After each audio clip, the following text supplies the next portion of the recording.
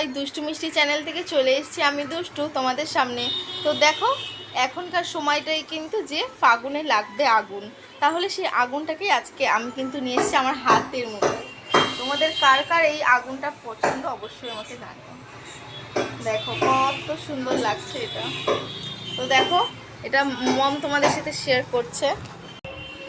So guys, তো দেখো তোমাদেরকে কিন্তু দেখিয়ে দিয়েছে দুষ্টু যে আগুন লেগে গেছে, সত্যি আগুন লেগে গেছে। তো দেখো, আর আমরা কিন্তু তোমাদের সামনে সত্যি অনেকদিন বাদে বাদে আসি, এটার কারণটা কিন্তু দুষ্টু তোমাদেরকে বলেই দেবে।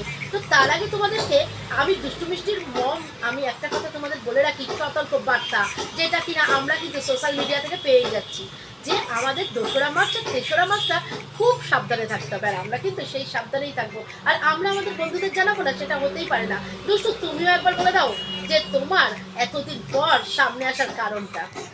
তার কারণ আমার এইচএস এক্সাম চলছিল, আর সকলেই তো জানো এইচএস হচ্ছে বোর্ড এক্সাম। তো ওই কারণে আমরা একটুখানি প্রেশারে ছিলাম।